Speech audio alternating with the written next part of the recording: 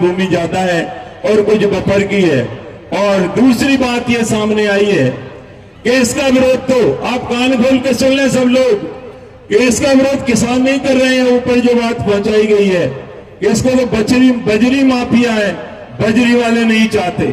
तो हम तो उन लोगों को भी कहना चाहते हैं जो बजरी के लिए रास्ता बना रहे हैं, बजरी को लाना चाहते हैं, अरे बांध नहीं बंधेगा तो बजरी भी आ जाएगी और भी काम हो जाएंगे।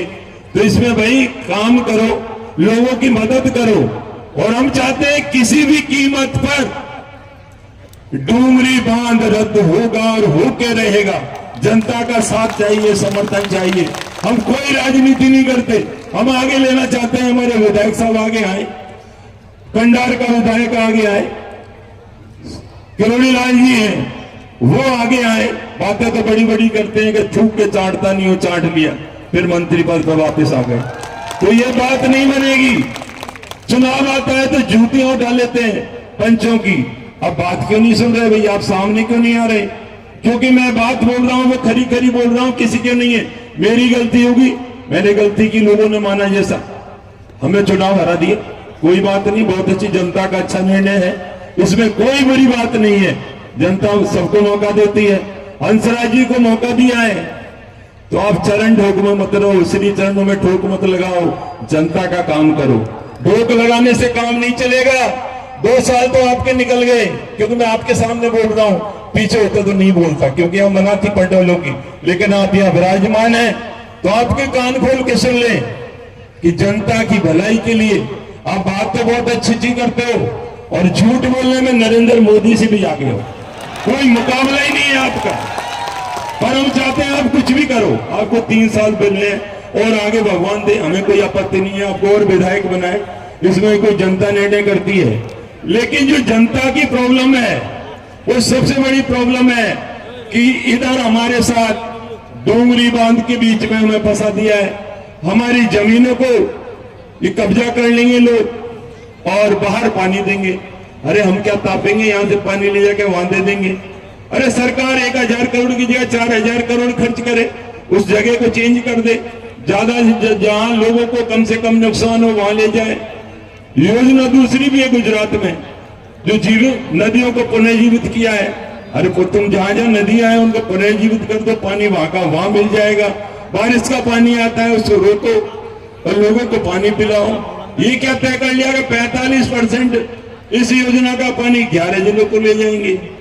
तो यहाँ कोई चारागाह जमीन है क्या जो मर जाएगा जी जोत लेगा? ऐसे नहीं जोत पाएगा। तो मेरा आपसे निवेदन है कि आप बिल्कुल सतर्क और सावधानी से, यदि मैं कोई गलती करता हूं तो आप मुझे बताएं। हम चाहते हैं कि जो कमेटी बनी है, कमेटी से पूछा हमने कुछ लोगों से कि आपको कोई जानकारी है क्या? आपने कहा हमने आरटीआई में लगाया। ये हमारा पूरा पुलंदा मेरे पास है, सरकार जो क्या कर रही है। अभी 4 तारीख को भी मीटिंग हुई, पीपीटी हुई, उसका प्रेजेंटेशन भी मेरे पास है।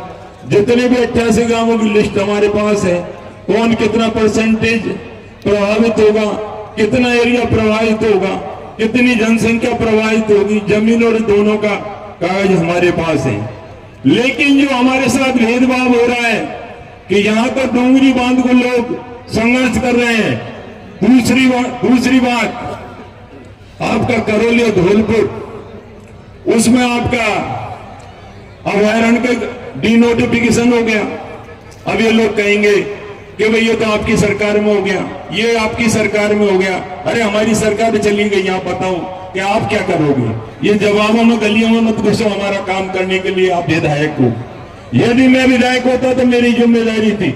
अब आप विधायक हो, इधर बच जाओ, कांग्रेस ने किया, बीजेपी ने किया। हम डोंगरी बांध को रद्द करवाना चाहते हैं। दूसरा हमारा मुद्दा है कि करौली धौलपुर जो वाइल्ड लाइफ का डिनोटिफिकेशन हुआ है वो भी रद्द होना चाहिए। तीसरा मुद्दा जो सवाई माधोपुर जिला आ गया, आपका करौली जिला आ गया, आपका धौलपुर जिला आ गया, तो पूर्वी राजस्थान तो आपने पूरे साफ कर दिया। तो क्या भारतीय जनता पार्टी राज में नहीं आना चाहती या लोगों का भला नहीं करना चाहती? इस मंच के माध्यम से मैं माननीय मुख्यमंत्री महोदय से निवेदन करना चाहता हूं कि ये छोटा मोटा नहीं है, यहाँ के लोगों के लिए रोजी रोटी का सवाल है।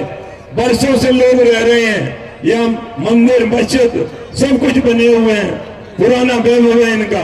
अब इनको उजाड़ दोगे और उसके बाद डैम बना दोगे और दूसरी जगह को पानी दे दोगे, तो ये अच्छी बात नहीं है और इसको हम किसी भी कीमत पर बर्दाश्त नहीं करेंगे, कोई समझौता नहीं करेंगे।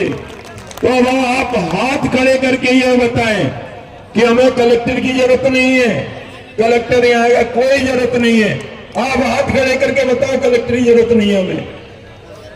रुक जाओ। हमें तो केवल डोंगरी बांध रद्द के आदेश, चाहे विधायक ले आए, चाहे कलेक्टर ले आए, चाहे मंत्री ले आए, हमें बता दे कि हमने रद्द करवा दिया है, तो उसका स्वागत और सम्मान और उसको बहुत बहुत धन्यवाद देंगे। हम एक ही बात चाहते हैं, दूसरी बात नहीं चाहते। तो मैं आप लोगों से निवेदन करना चाहता हूं, ये पर्ची लेके खड़े हैं।